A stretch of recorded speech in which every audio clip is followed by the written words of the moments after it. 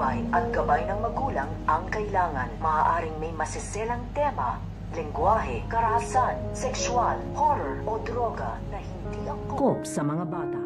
Ang paghingi ng tulong nito nga si Lolo Tanding dito nga kay Senyora Bettina dahil tinapon nga nito nga ni Lolo Tanding itong ang calling card na binigay nga sa kanya nito nga ni Senyora Bettina, ay buti na nga lang ay kinuha nga ito nito nga si Noy. So ito naman si Noy ay tinago nga na dito itong ang calling card at nung nangailangan nga sila ng tulong ay naisip nga nito nga ni Noy na ito nga daw si Senyora Bettina ay tawagan nga daw nila ito, pero tinapon na nga nito nga ni Lolo Tanding itong ang calling card kaya hindi nga doon ito matatawagan. Pero ikakagulat nga nito nga ni Lola Tanding dahil ito nga si Noy ay nilabas nga na dito itong ang calling card dahil pinulot nga na niya ito nung tinapon nga na niya ito dahil hindi nga na niya ito kailangan. Kaya tatawagan na nga nito nga ni Lola Tanding ito nga si Senyora Bettina at magpapakilala nga ito dahil hihingi nga ito ng tulong upang makadalaw nga sila at matulungan ito nga daw si Tanggol dito nga daw sa loob nga ng kulungan dahil hihingi nga ng tulong ito nga si Lola Tanding